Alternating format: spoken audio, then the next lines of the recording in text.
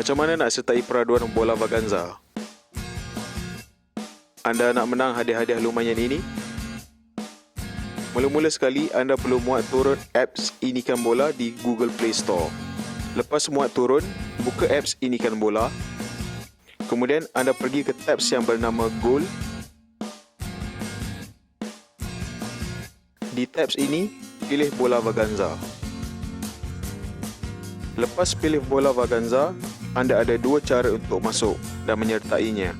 Pertama, anda boleh menyertainya melalui kupon. Masukkan kod kupon di sini jika ada.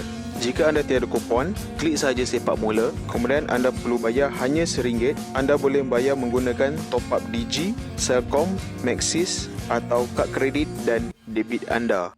Ingat, semakin banyak jawapannya betul, semakin tinggi peluang anda untuk menang. Semakin pantas anda menjawab soalan, semakin banyak penyertaan anda, semakin tinggi peluang anda untuk menang. Selepas menjawab 5 soalan, anda akan diberi markah dan masa yang anda ambil untuk menjawab peraduan bola Vaganza ini. Untuk melihat bagaimana prestasi anda berbanding pemain lain, anda boleh lihat di papan juara. Kalau anda tak berpuas hati dengan prestasi anda, tekan cuba lagi. Dengan menekan papan juara, anda boleh tengok prestasi anda secara keseluruhan dan mingguan. Jangan lupa untuk ajak kawan-kawan dan keluarga anda untuk menyertai bola Vaganza di apps Inikan Bola. Selamat mencuba!